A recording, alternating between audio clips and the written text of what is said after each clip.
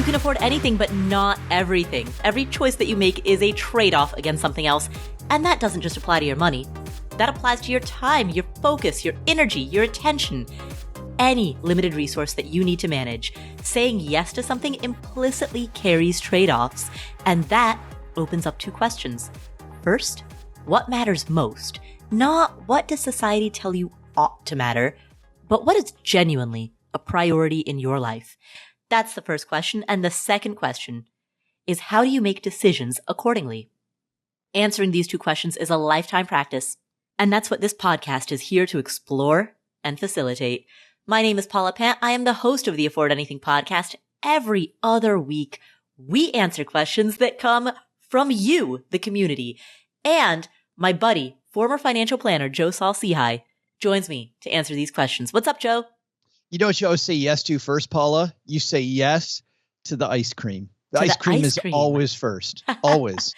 Joe is saying this because as we got on Skype, we record this on Skype, and as we logged on, I was like downing a bag of potato chips. Just like could barely open Skype because I'm going both hands just full speed into this bag of chips. Using no hands, just both hands on the bottom of the bag, just feeding them like a funnel directly into Paula Pant's mouth. Yeah. Oh, yeah. Because you know what? It's today's scheduled back to back. I just finished this live stream with CNBC. I'm going to link to it from social media. So if you go to my Instagram, you'll be able to see it from there. But yeah, I just finished this live stream with CNBC and I'm rolling right into this. And so there's no time to eat. So I'm doing the most. Because you were nice enough to record early for me because I have a meeting. So we're juggling. Yeah, exactly. So I'm doing the healthy thing and just living on Doritos. Yeah, exactly. Doritos at my desk.com. But by the way, you were awfully defensive about these particular Doritos because let's be clear, they weren't really Doritos. And Paula's like, no. These are healthy. They're protein chips. They are. And then she's reading me the back of this bag in the most defensive way ever. Like, no. 0% fat. No. Huge protein. It's not 0% fat. It's not Olestra chips. They're Quest protein chips. 5 grams of fat, 5 grams of carbs, 19 grams of protein. The macros on these potato chips, I'm telling you, tortilla chips. Quest protein chips, if you'd like to sponsor this podcast. Anyway, let's create a finance podcast. What do you think? Oh, that's a great idea. Have we done that before? We've dabbled. So here are the questions that we're going to answer today. First, Sara wants to leave her job to spend time with her children, and she needs help calculating her FIRE number. Joe is buying his first house hack, and he wants to know if he should take out a fixed rate loan or an adjustable rate loan. Kat received a windfall, and she's wondering if she should invest it in stocks, real estate, or a combination of the two. And Aisha is moving to the US and wants to start investing ASAP. So, her goal is to reach FIRE. What should she do? Joe, you and I are about to tackle all of these questions.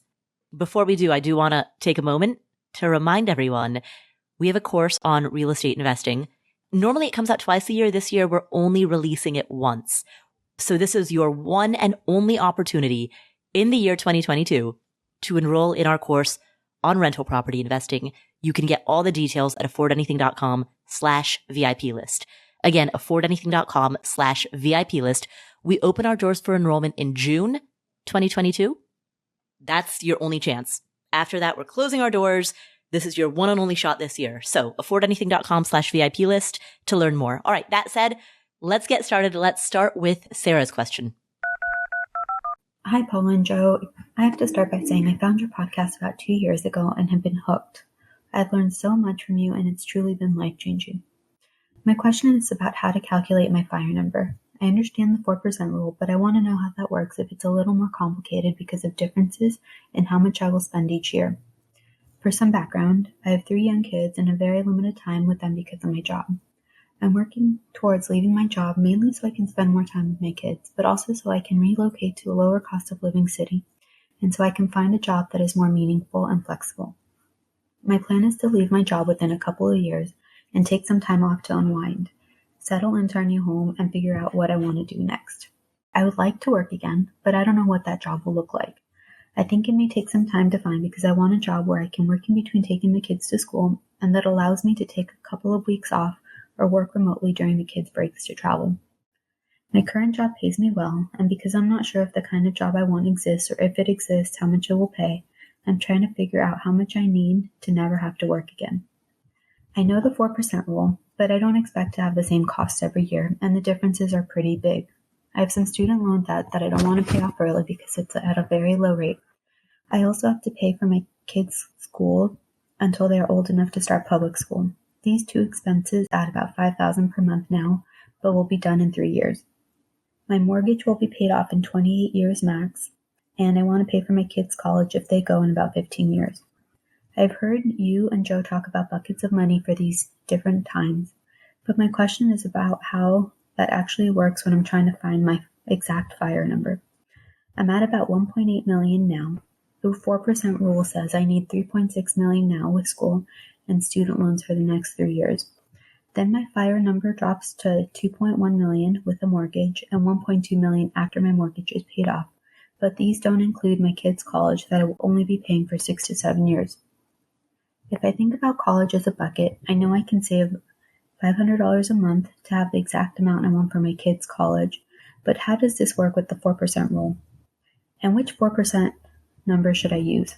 I'm assuming it's going to be somewhere between 1.2 with no mortgage and 2.1 with mortgage, but not really sure how I can calculate my exact fire number.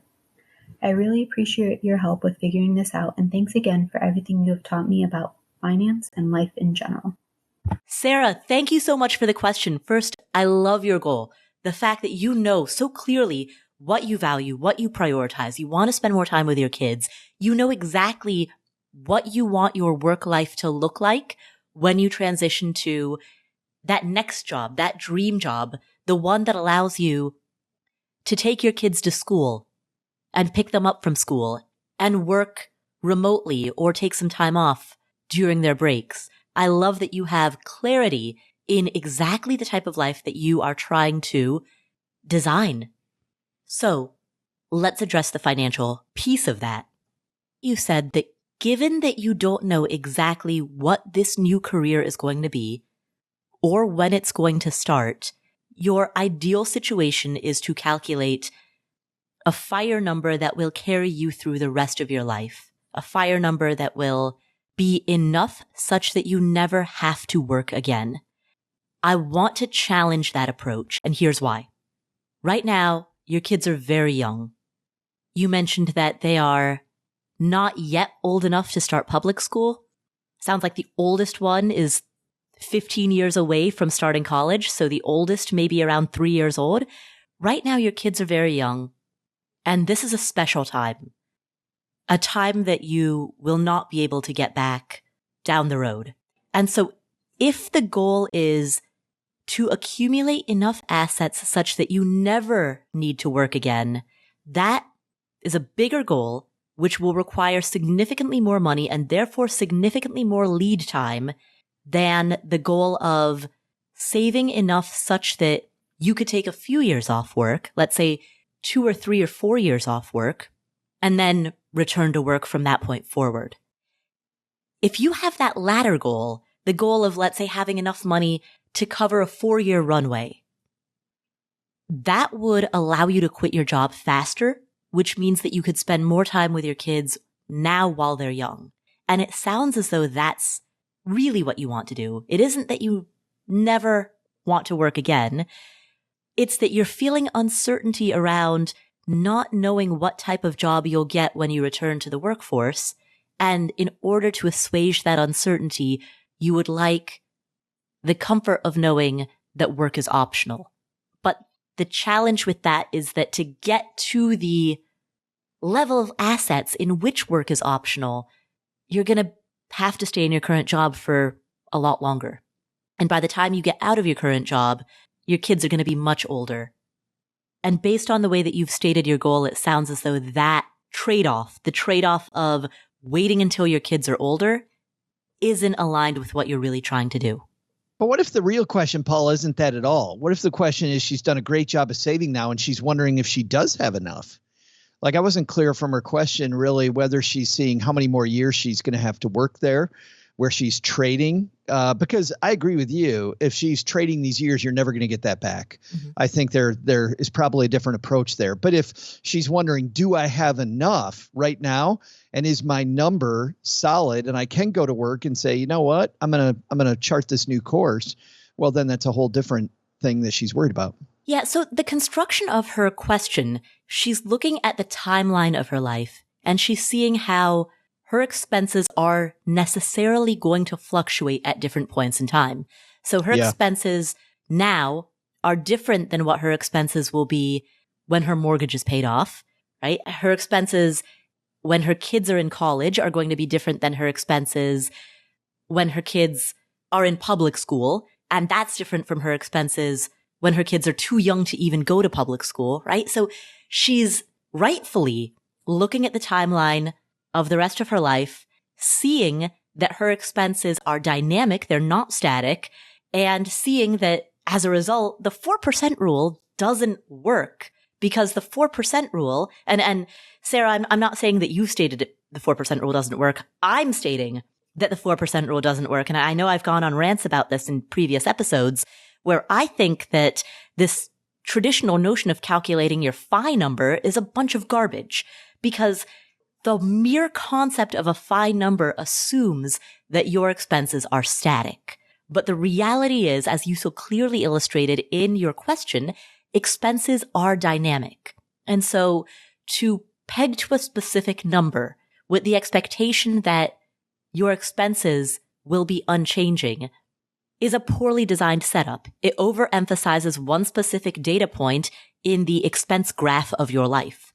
This is where you and I completely agree, because when I was hearing this question, there were two things that in our community, Paula, drive me crazy. The phi number drives me crazy, number one. And number two, the 4% rule drives me nuts.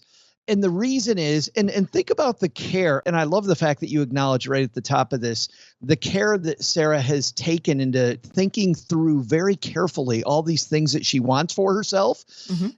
When we have goals that are this important, we don't trust rules of thumb. You should not trust any rules of thumb. The 4% rule, you should throw it away. There is no such thing as a phi number. There just isn't.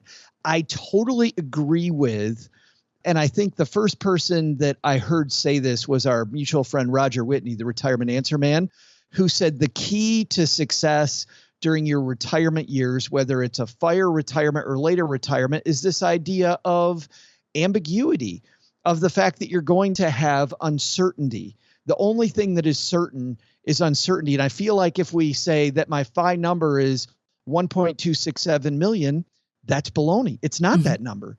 The problem is we don't know what that number is. I mean, we can use some of these statistics and average rates of return to try to get close.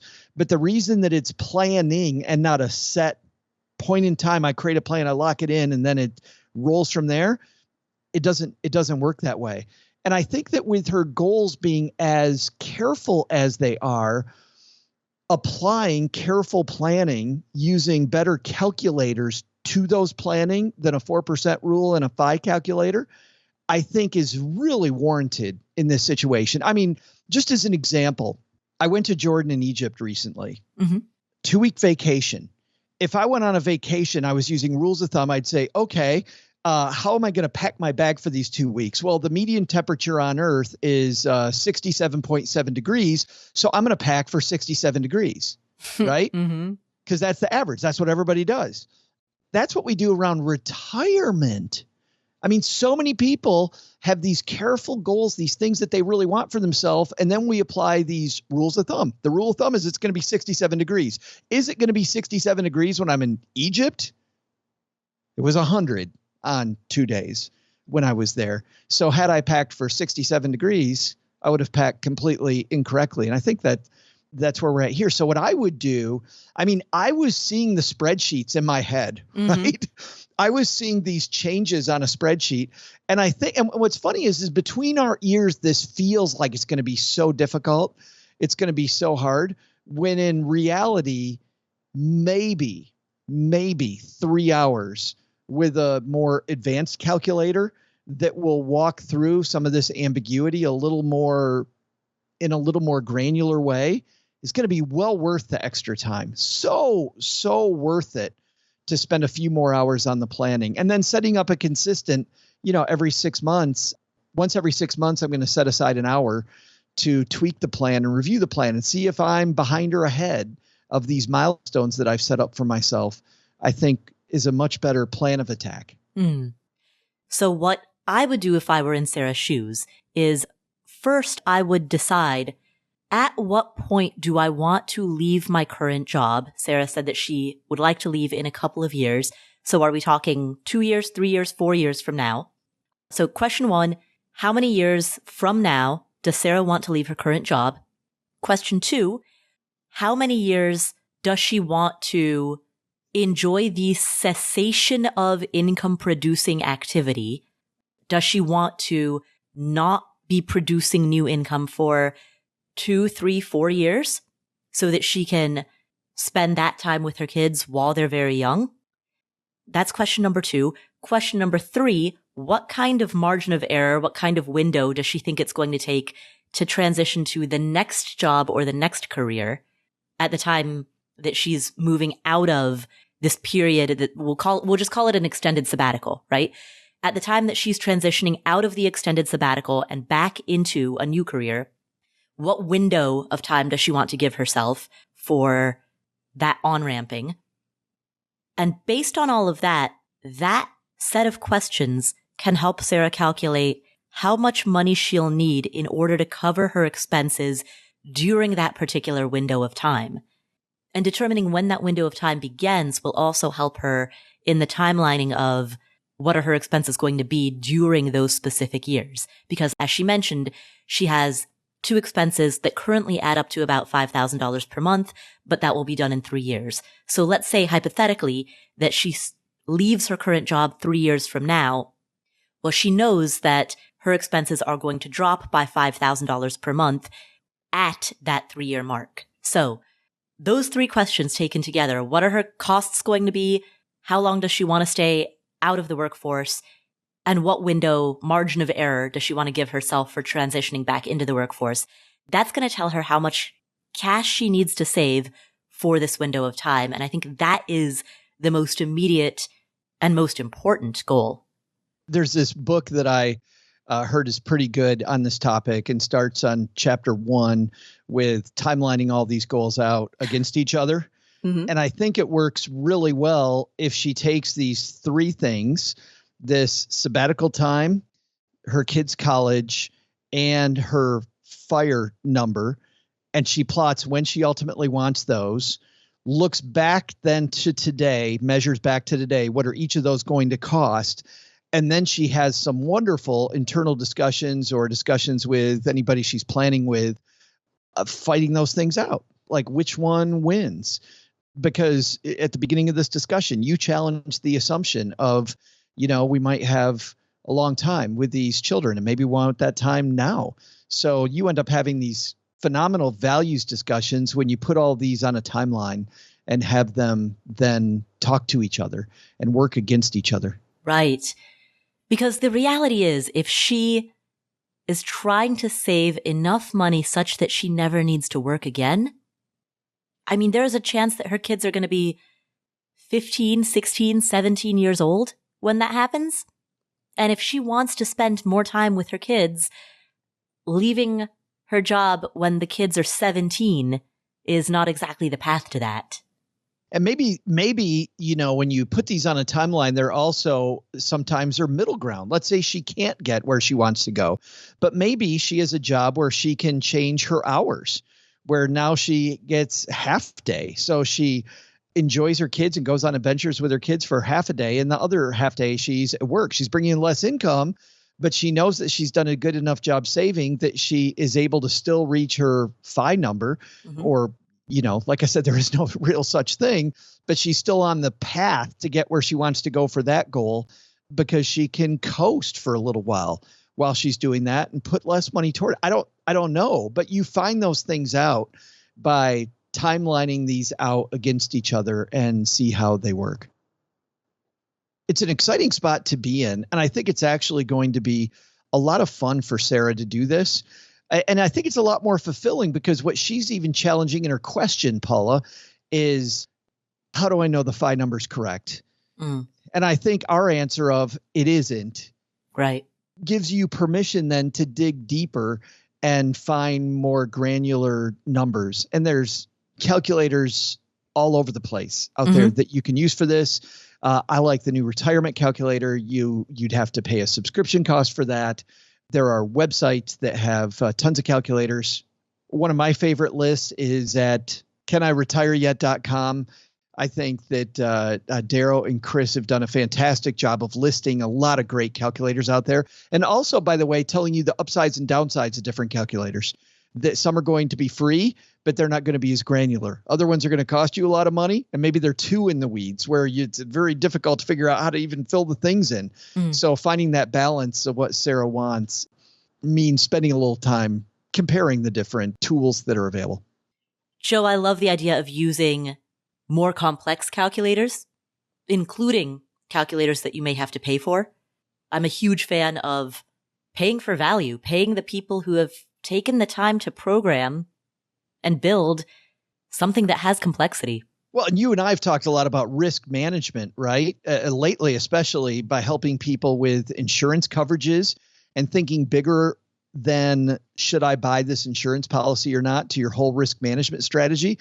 I think for Sara, this is a risk management strategy. If you pay $20 for a calculator, that's a $20 insurance policy that says that I'm going to have a number that's far more accurate for me than a universal 4% rule. Right. Exactly.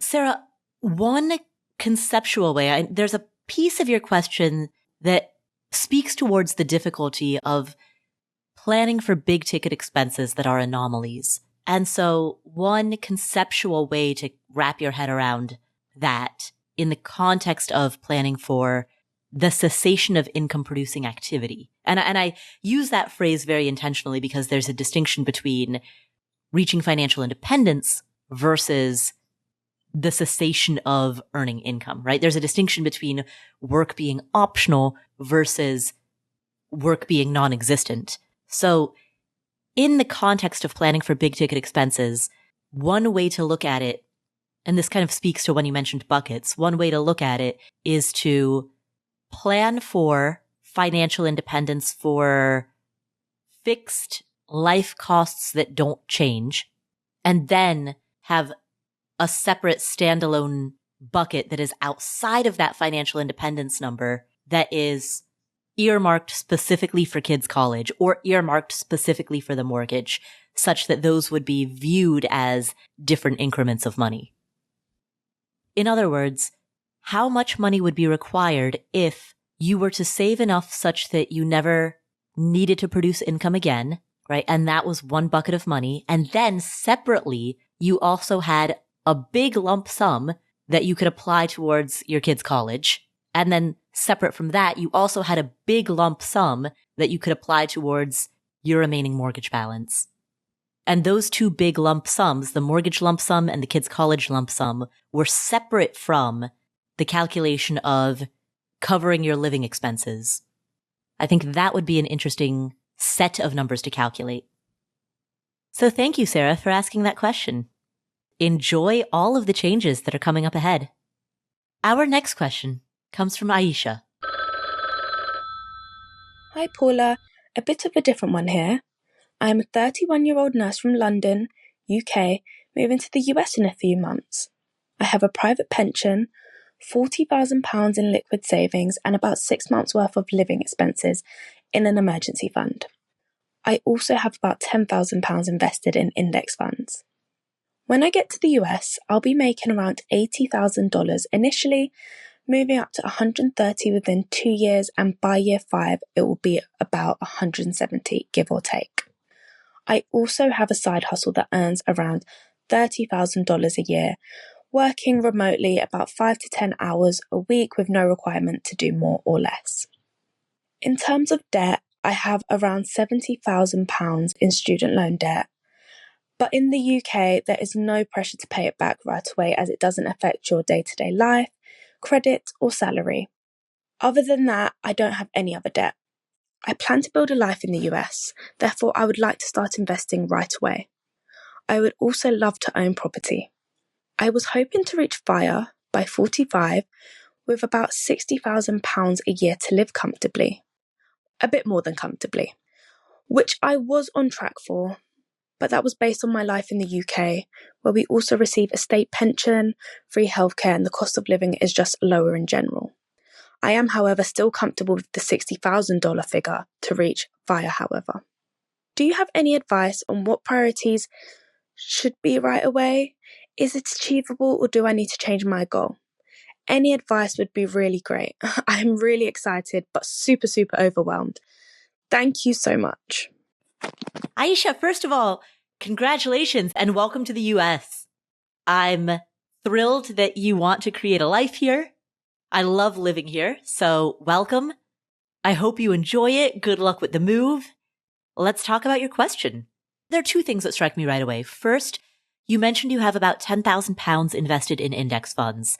That's a great start, but that is the number that I want to beef up quite a lot. So to the extent that you are able to pour more money into index funds, that will go a long way towards helping you build your net worth and get closer to FIRE.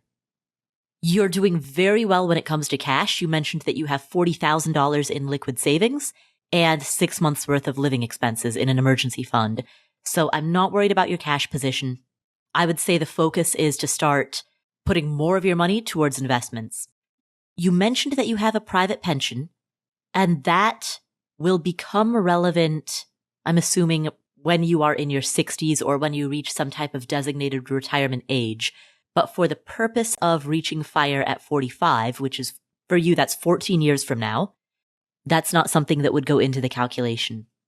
That is, however, nice to keep in the back of your mind as you're calculating the two different buckets of FIRE money that you need. The bucket of money that you need to get from age 45 to age 59 and a half, and then the bucket of money that you need when you're in your 60s and above.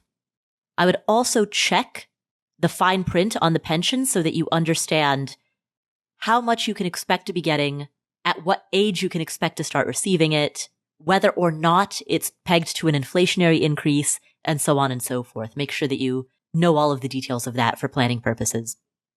But zooming back out again, the big thing one of the two big things that struck me when I heard your question is that you don't have a lot right now that's invested in the market. You don't have a ton that's invested in index funds. As of the time that we're recording this, the US stock market has dropped. And so this is a really nice time to buy the dip. But of course, that being said, all times are good times to buy. That's the rule of index fund investing.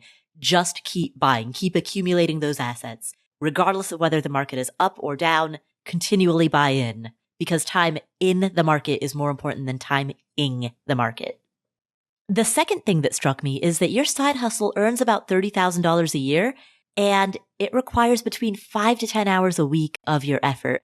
Let's just take the average of that. Let's say that your side hustle requires 7.5 hours a week from you. That means, on average, you're working around 390 hours per year, and you're making $30,000. That's $76 an hour, $77 an hour, really. That's a great hourly rate, a higher hourly rate currently than what you are earning in your day job. So if there's any way to amplify that, that seems to be a big opportunity. I think there's a huge opportunity here for her to design a new life. I mean, how cool when she gets here to have a clean slate. Mm-hmm. And by the way, what's interesting to me is that she very clearly has this opportunity, but in some ways, Paula, we all do, and we don't realize that.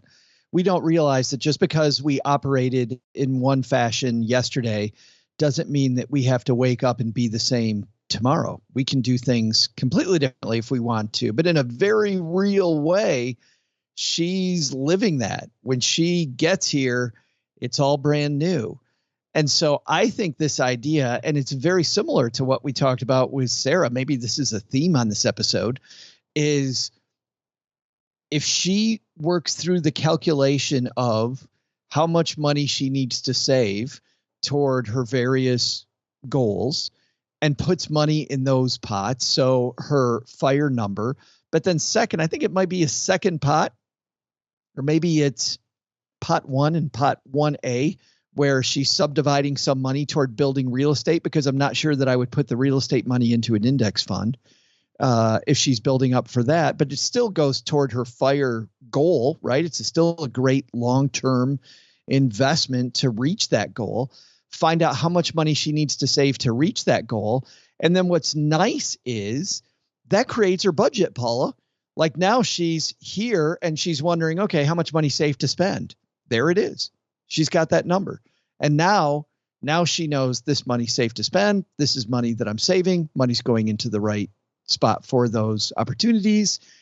She can then focus on whatever opportunity she has to build a life instead of worrying about, is my money going to the right place? So how should she approach that, Joe? She asked if we have any advice on what her priorities should be right away. Well, I look at the order of operations. And so let's just walk through these. Number one is to protect and preserve your cash flow, right? Mm-hmm. So that is number one. We know her cash flow is going to change. It's going to get better over time the longer she's here. But it seems like it's still okay immediately, right? Mm-hmm. Mm-hmm. Operation number two then is make sure that the debt payoff strategy is good. It's that she has a strategy. A lot of people don't even have a debt payoff strategy, but I think she does. I think she's fine with her debt payoff strategy. She knows that she has these student loans. There's no impetus to pay it off quickly because it doesn't affect her credit. So I like that. So when cash flow is even better, she can set up maybe more aggressive payments, but there's no immediate need to do that today.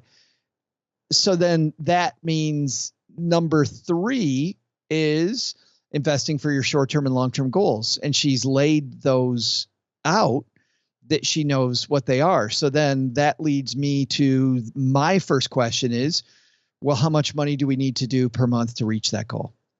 So that's the first place in Joe's order of operations in his head, TM, that I don't have a definitive answer yet. So that's the first thing I do. So that is my advice. My advice is find that number. Find that number and how much is that? And then I get to this wonderful idea that, guess what? A question she didn't ask is, what's my budget going to be when I get here? Right. That number defines the budget. It's awesome. Then we know how much money she has for rent, how much money she has for groceries, how much money she has for travel. We know all those things because we know the long-term, the real goals are already taken care of. Right.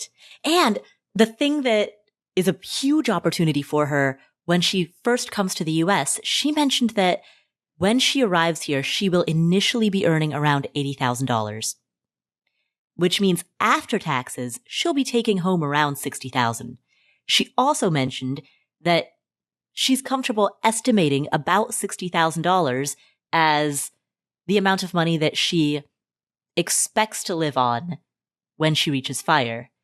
So what a cool opportunity, given that her after-tax take-home will be ballpark somewhere around $60,000. She's going to be able to see, is it realistic for her to live on $60,000? And of course, as she's planning for financial independence, as she's going through more specifics, she's going to have to change some of her calculations based on what amount of money does she have in tax-deferred accounts versus tax-exempt accounts versus taxable accounts. She can cross those bridges later.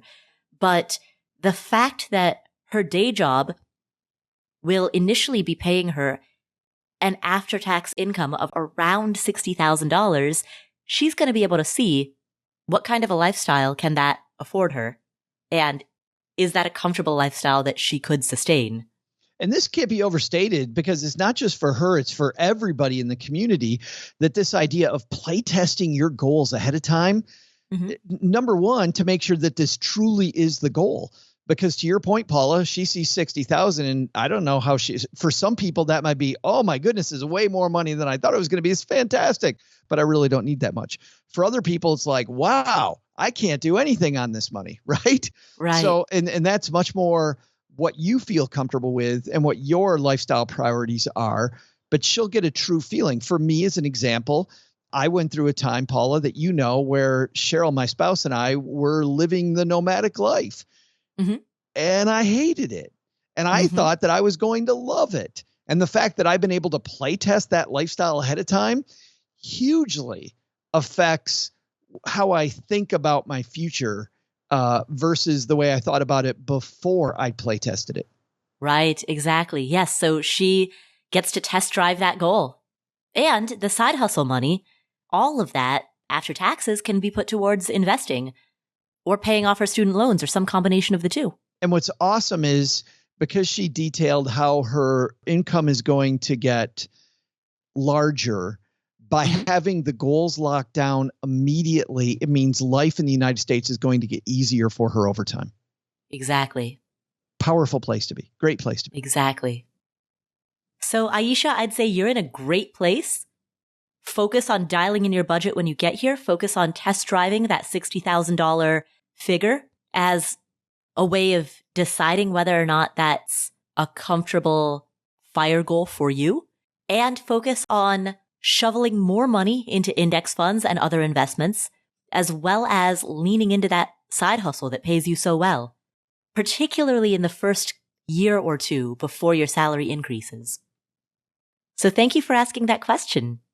Have fun moving to the US. That's such an exciting time. My dad lived in, briefly, he lived in England for a little less than a year before, that was long before he moved to the United States. So his first experience of living in an English-speaking country was the year that he lived in England. I lived in England for 12 days. Some people call it a vacation. Yeah. Actually, she may call it a holiday, right? They call it a holiday. Yes, she would call it a holiday. Yes, but I called it living in England. And I call that delusion. I said hello to the Queen. Well, I was in a crowd that waved at her from the gate of Buckingham Palace, and she didn't wave back. She wasn't even at the window.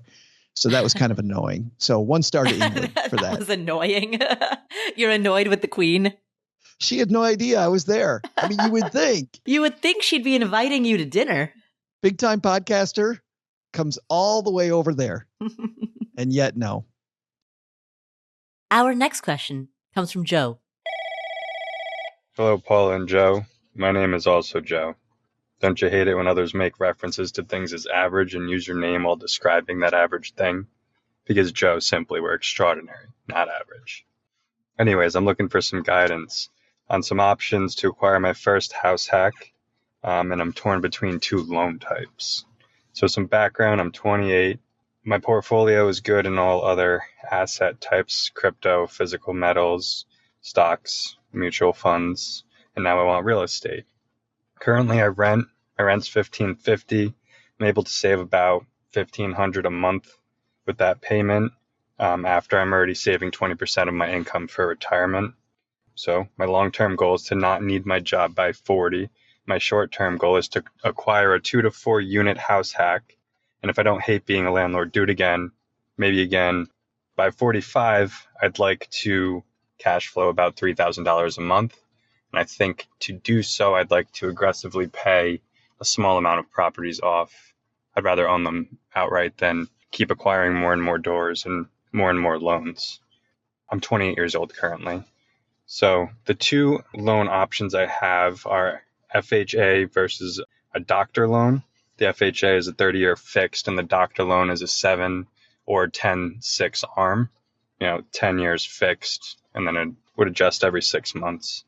So currently I only have about $15K in liquid cash. So I want a low money down option. I've read your blog post. It was from 2011 about an arm versus a fixed, and you state that we shouldn't assume we'll be able to hand the extra payment in 5 to 15 years when mortgage rates rise, which at this rate they probably will. And, use an example of having twins and a brother getting sick and something explodes, and you make amazing points, and I don't disagree that a $700 mortgage increasing to a $1,200 once the fixed rate goes away would be an issue, but I plan to aggressively pay this off and hopefully have it paid off in 10 years, all the properties I do acquire, maybe 15. So the reason I lean towards the doctor loan is the overall monthly payment is $250 lower. There's no PMI, and I get a better rate by about a quarter to a half a point. I'd really love your advice here, both of you guys. I appreciate everything you do. Thanks. Joe, fellow Joe, member of the Joe fraternity, the Joes, the JoJos? No, JoJo is not. Come on, Paula. Come on. I think it's the badasses that are Joe. Yes. But great question, Joe. Here is one thing that struck me about your question. And this comes down to behavior, Paula, which is super exciting. I love talking about behavior because we get so wrapped up in optimization. We get so wrapped up in the math. Insurance agents. We spent a lot of time the last few weeks on the show talking about insurance and permanent insurance agents. I'll tell you a sales technique, a cheesy sales technique I learned early in my career from insurance agents when they would try to get people to save money into an insurance product, which is generally, as we have detailed in the past, for most people, disgusting, gross, inappropriate, no thank you, right? Mm-hmm. They will say that people that say buy term and invest the difference, meaning you can buy a permanent life insurance policy where savings automatically gets saved, or you can buy term insurance, which is much cheaper, and you can invest the difference into index funds or wherever the heck you want to, right? Take that extra money and put it aside. Insurance agents taught me something that was correct. And the thing that was correct, Paula, that you'll love is that the problem with buy term and invest the difference is that nobody invests the difference.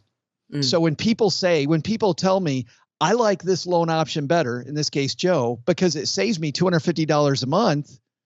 My question is, Joe, will you actually save that $250? Because behaviorally, Paula, people don't.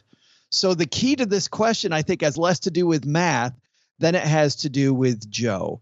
If Joe will take that $250 and actually put it down toward the mortgage so it is aggressively paid off in 10 years, then that may be a better option. But you and I both know that the safer option of the two is the 30-year fixed. We're not going to have to worry about where are interest rates in the future. We don't have to worry about what's this going to do to my cash flow as interest rates shift. I know that's safer. I'm not saying it's better. I'm saying that 30-year fixed is much safer. But I think for me, the big question for me goes back to Joe. Are you going to be the one person in 20 who actually does take that $250 and saves it? Or are you the person who increases their lifestyle with the $250 and 10 years from now, interest rates are sky high and all of a sudden he's got this much more expensive, possibly, mortgage than he had for the first 10 years. And if things change, which I love the way Joe described that, if things change for the worse in the future and he doesn't have the cash flow to pay it, he now puts his house at risk.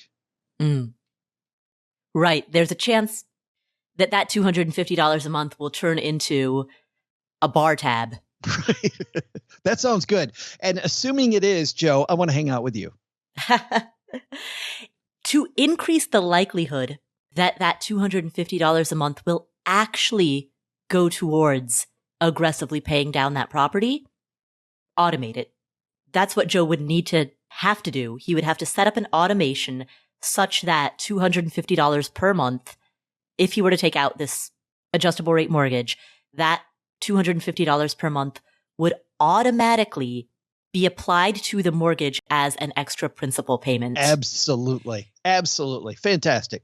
The risk is that 1, 2, 3 years down the road, he might change his mind. And here's how this often happens, even among people with the best of intentions. In the world of real estate investing, there are 1,001 different approaches. And it can be easy to be swayed by persuasive voices.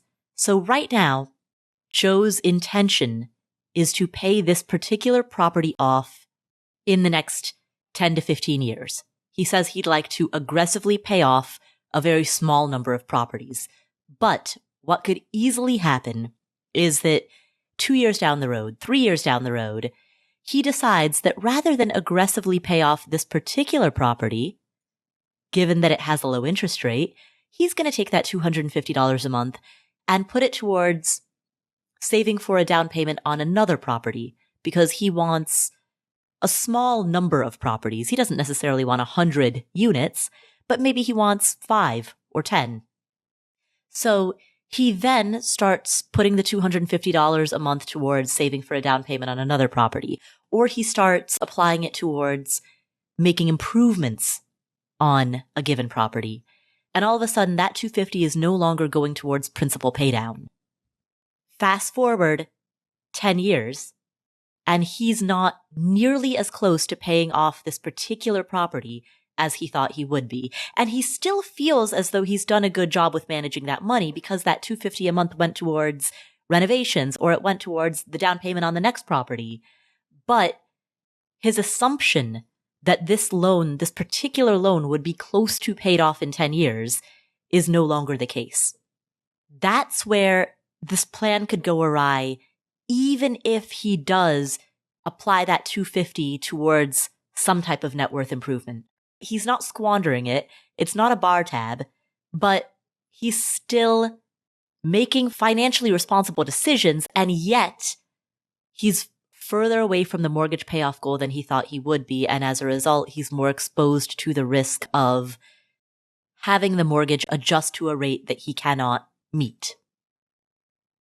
Joe, what I would do if I were you, check to see the maximum amount that adjustable rate mortgage could adjust. There is an upward limit to how far it can go. So look at that maximum amount. That's your worst case scenario. And then ask yourself, in the event that you had to meet that worst case scenario, could you float it? Could you handle it? What's your biggest downside? Right. Absolutely. That's great. Oh, thank you, Joe. Both Joes really like that answer, Paula. I will speak on behalf of both Joes. Yes. It's essentially, you're borrowing this concept from the world of poker, risk of ruin. Yeah. Yeah. Right? People in a poker tournament play much more conservatively than people who are sitting around the card table with their best friends on a Friday night playing for chips for fun, right? And why is that? It's because in a poker tournament, you have a higher risk of ruin. You can get kicked out of the tournament and then you're no longer in the game. So you play more conservatively in a tournament than you do if you're just scrimmaging with friends. The same concept applies here. The thing that you're trying to protect against is the risk of ruin, the risk that something will happen that is so bad that it knocks you out of the tournament. It knocks you out of the game. This is a tangent, but I think it's an important tangent. I also like this when you think about new job opportunities. If I pursue this new income opportunity, what's the biggest downside that I have? What could this do long-term to my income? And as an example, I was talking to an entrepreneur yesterday who was contemplating moving from an established company into a new company. And you know what was neat? He said, so worst case scenario is I work here for 6 months, this new company fails, but I get to learn how a startup works. I get to learn all these valuable new skills that I didn't have before. And he was able to detail 5 new skills. So even though, Paula, he might have to regroup on his income, he had confidence that with the people that he knew, the resources he had, that it was worth that risk. And the fact that he went through the risk of ruin, he was able to go through very confidently, knowing what his downside was, being a part of this startup opportunity. I think this applies. I just wanted to point out that I think this applies in a much wider aspect than we're even presenting it here. Great answer, Joe. Thank you. Honorary Joe, Paula. Paula Joe. Paula Joe. All right, so Joe, there is our answer. Congrats on your high savings rate. Congrats on the upcoming first house hack that you're about to do. Best of luck with everything that's to come. Our final question today comes from Kat. Hi, Paula. First of all, thank you for all you do. Your podcast has been pivotal in my financial journey so far. My question has to do with the decision around investing money into my retirement account versus getting started in real estate investing. For some background, I am very new to this financial journey, so thank you for your help in getting me started. But I only have $20,000 currently in index funds across traditional and Roth IRAs. I am self-employed, so I do not have access to 401ks. I have $18,000 in an emergency fund to act as a buffer during my slow months, and it represents about 4 to 5 months of expenses. I have another $20,000, which I received in a windfall, and I'm not sure where to put that $20,000. I currently rent my home, which I love renting, and my only debt is a $23,000 car loan at 3.99% interest. So my question is what to do with that $20,000. I could throw it all into my retirement accounts, or I could use it towards a down payment for my first investment property and use that as a short-term rental.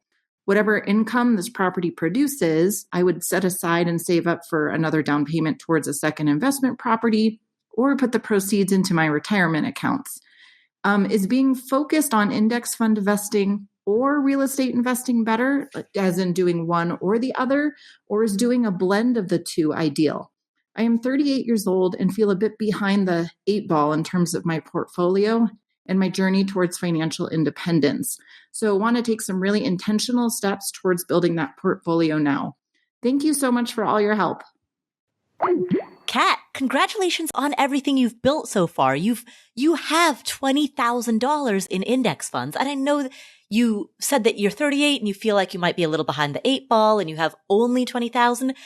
Let's celebrate that. You have $20,000 in index funds and you have decades and decades and decades for that $20,000 to grow and compound and accumulate and earn capital gains and dividends. In fact, can we get a round of applause? Kat, celebrate everything you've done. You've got an $18,000 emergency fund. You have no debt other than a car loan, and your car loan has a very reasonable interest rate, a 4% interest rate, which is, at this point, way below the rate of inflation. I hear a lot of good things in where you currently are. Now, let's talk about what to do with that $20,000. One, I don't want to call it a red flag, but maybe an orange flag. Is there a word for some combination of orange and yellow? Or yellow? What's the color between orange and yellow? Is what you're what's asking? The color? That is, yes, that's what I'm asking. Hey, Google, what is you know what? I want to find this out. Yellow, orange, because I know that orange is the hybrid between yellow and red, but I feel like, calling it, they call it orange yellow, according to Microsoft Bing. I forget you're the one person who still uses Microsoft Bing. Easy. Hey, I get paid to search. You don't get paid to search because you're all Google. Every time I search for something, I just got some Amazon money by looking that up for you. So. You're welcome. You're welcome. You know what? We had the founders of DuckDuckGo on this podcast. They're previous guests on this podcast. So you would think that would be the search engine I use, but no. This color is characterized by its bright orange. Mixing yellow and orange will give you orange yellow or yellow orange. This color is characterized by its bright orange hue, but with a lighter note. In the event you do not have orange yellow on hand, you may easily use primary colors to arrive at this outcome, it says. I kind of have a craving for citrus fruits now. Yeah, everybody's saying we need a better name, Paula. That's the problem. We have a horrible name here. This is a huge opportunity for the orange yellow marketing community to increase their exposure in the world.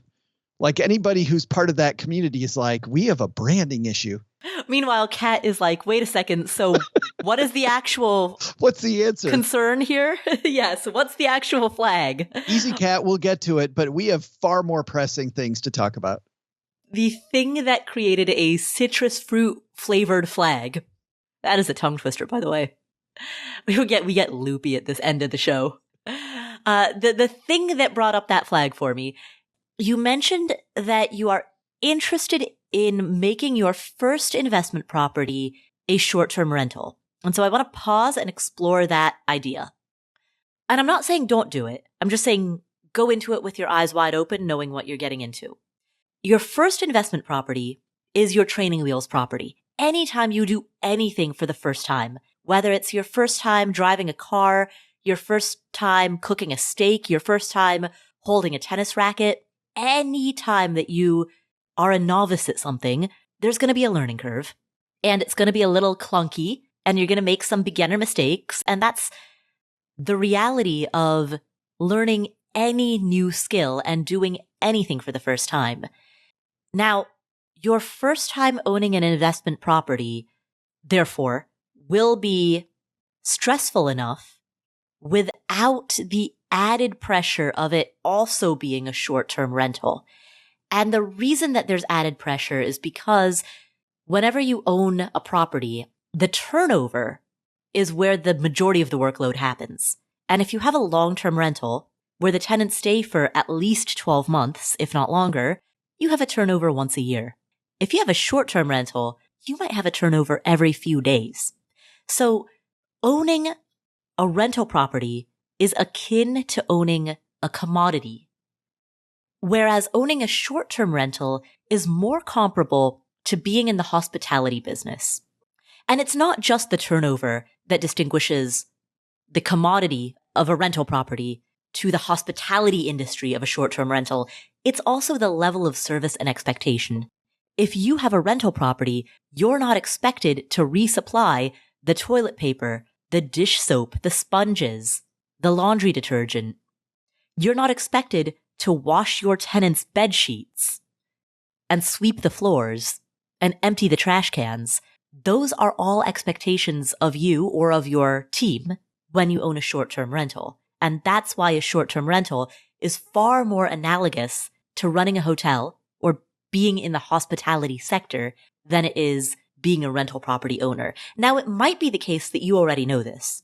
It might be the case that you used to work for a bed and breakfast, or maybe you used to work in the hotel industry. Maybe you still do. I don't know. So it may be the case that you are very comfortable with the hospitality sector, and part of what draws you to the idea of a short-term rental is the fact that you enjoy that sector so much. But in the event that that's not the case, and in the event that you might be conflating being a buy and hold real estate investor with being a hospitality provider, I want to be very clear that these are incredibly different fields. This is what I love about this show is that I think there's a whole different way she could go. Now that I've climbed off of my hospitality sector soapbox. Yes, absolutely. What lit me up was when Kat said that this money was a windfall. And so here's a couple of assumptions I made that could be wrong. Assumption number one is that Kat, before this windfall, already had a trajectory and a plan that she was using to reach her long-term goals. And I could be wrong there because she's new to this. Maybe she doesn't yet have a plan. But if she does, and she knows where the money's going to come from to reach her goals without this $20,000, then I think, okay, how can we best apply this $20,000 so it makes a long-term impact? And I actually think that possibly, if those assumptions are valid, the best move she could make would be to pay off that car. What? But I feel like I need a sound effect here of like some cartoon character. I think I need an anvil dropped on me. This has nothing to do with the interest rate. If you remember the order of operations that we talked about earlier for Aisha, it's number one, preserve cash flow. Number two then is debt payment strategy. Those are 1, 2. This, I think, Paula, accomplishes a lot. Having a car loan is something that if we can avoid it in the future is always going to be a win, regardless of whether interest rates high, interest rates low. You're always going to win by not having a loan against a depreciating asset. Instead, she can actually take the money that she now has that's going toward that car loan and put it into a fund, which is now her next new car fund. So she goes from a net negative to a net positive with the cash flow that she has on a monthly basis that goes toward that car. And what's cool is when she gets enough money for her next car, I'll tell you what happens with most people when we've deployed money in this way in the past. They know they have enough money for their next car, but then the game becomes, how long can I drive this existing car and not use that money, which gives her an even bigger win. So I think it has nothing to do with the interest rate. I think that if she takes this windfall and pays off that car and then takes the $250, $300, $400, whatever the amount is she's paying toward that car loan every month, and automates, just like we told Joe, you have to automate and make sure that money gets saved, but she automates it into an account that's paying her interest. Wow. From here on, the rest of her life, she could have money in a spot that her cars are always going to be paid for ahead of time.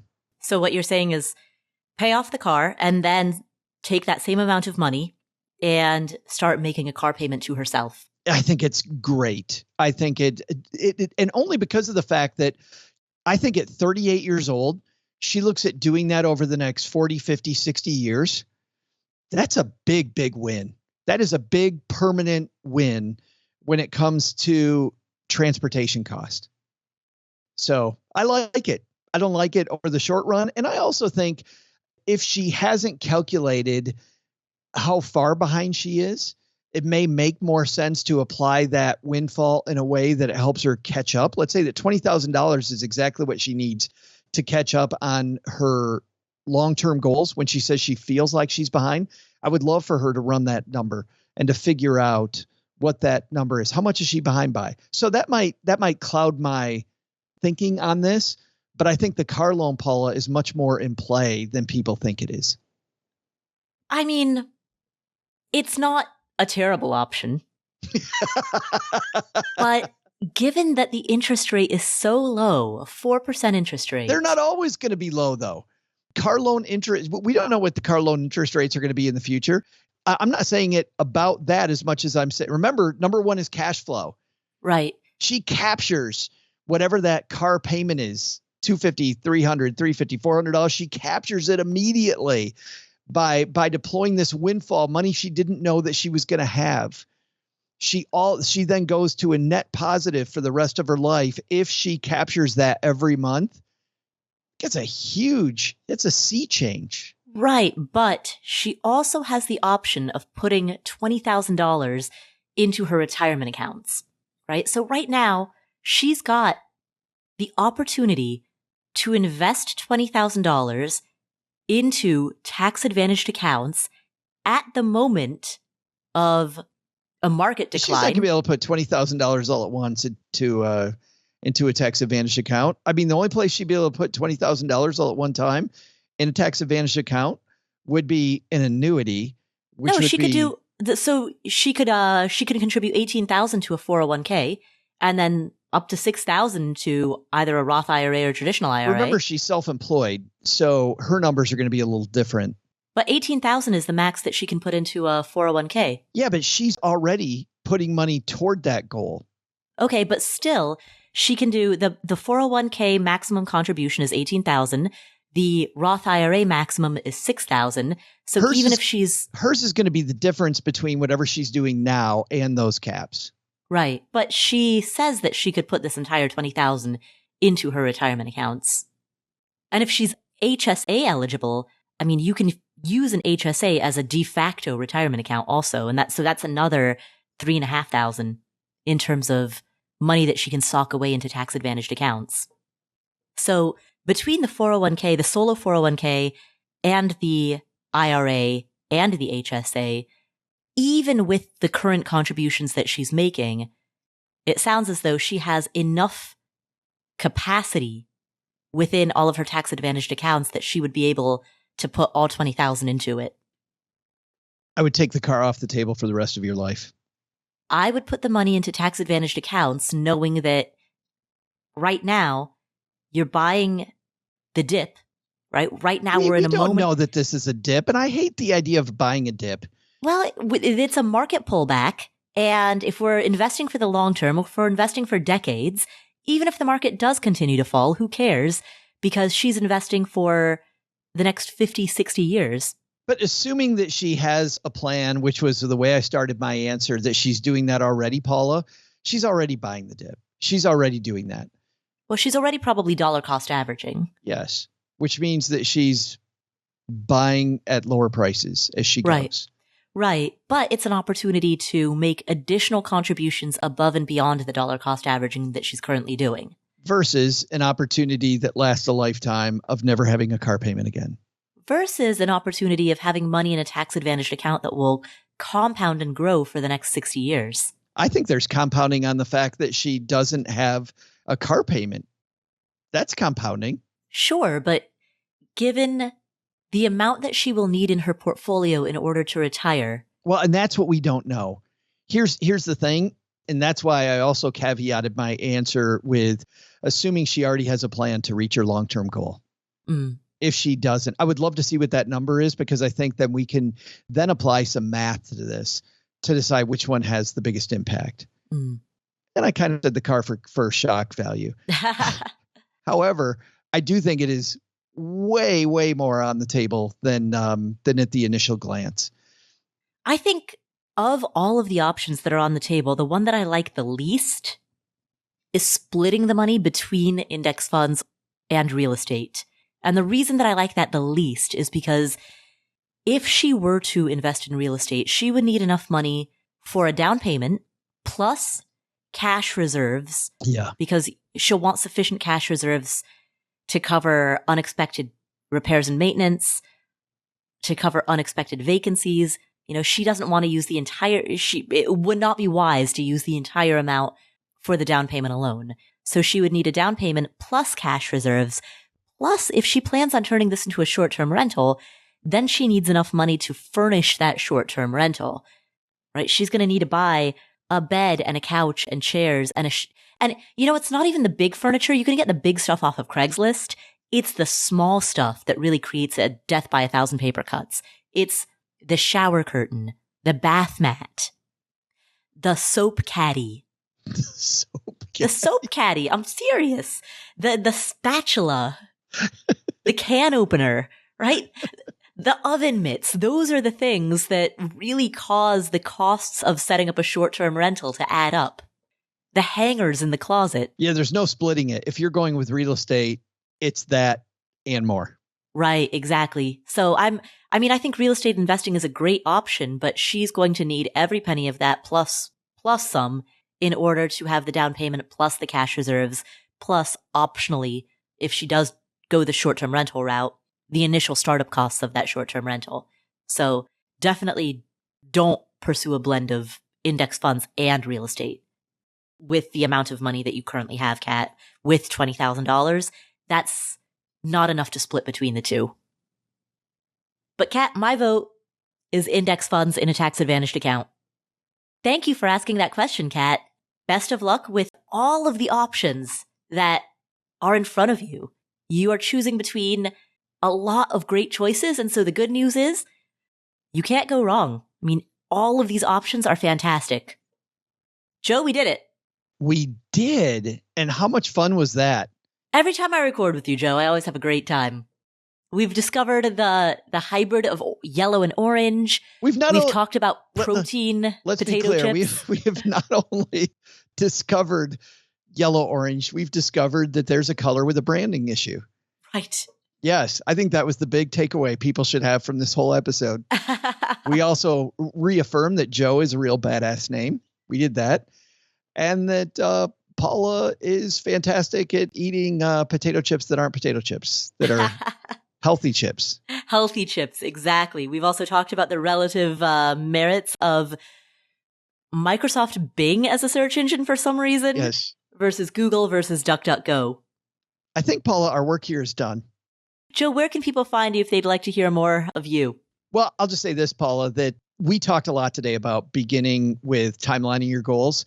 And that is chapter 1 of my new book called Stacked, Your Super Serious Guide to Modern Money Management. If you really want to find me in a place where it can make a difference on the things that we talked about specifically today, I would go to your library and dive into chapter 1. But the best part of chapter 1 is that at the end of chapter 1 on page 13, Paula Pant appears and is a big part of talking about timelining your goals. So that's where I would send people.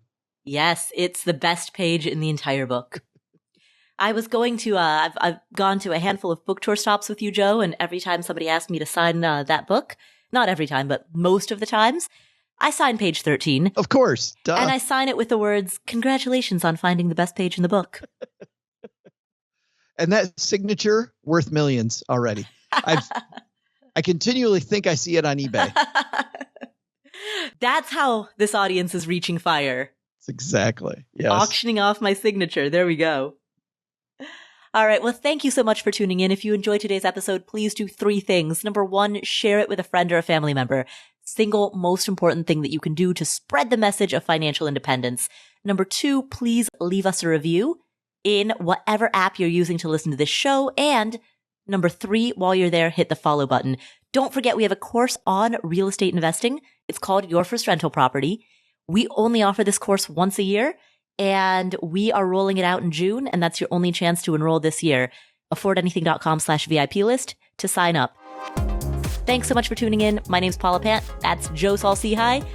We'll see you in the next episode.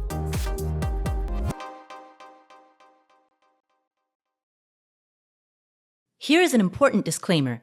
There's a distinction between financial media and financial advice. Financial media includes everything that you read on the internet, hear on a podcast, see on social media that relates to finance. All of this is financial media. That includes the Afford Anything podcast, this podcast, as well as everything Afford Anything produces. And financial media is not a regulated industry. There are no licensure requirements. There are no mandatory credentials. There's no oversight board or review board. The financial media, including this show, is fundamentally part of the media. And the media is never a substitute for professional advice. That means anytime you make a financial decision or a tax decision or a business decision, anytime you make any type of decision, you should be consulting with licensed credential experts, including but not limited to attorneys, tax professionals, certified financial planners, or certified financial advisors. Always, always, always consult with them before you make any decision. Never use anything in the financial media, and that includes this show, and that includes everything that I say and do. Never use the financial media as a substitute for actual professional advice. All right, there's your disclaimer. Have a great day.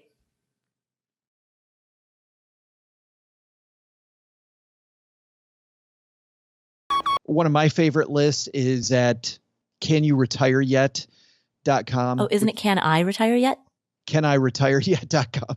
Can I retire? Can you retire? Can you? Can anybody retire? I know I can, but can you? Oh, braggy. I can because you come to the website all the time. Right.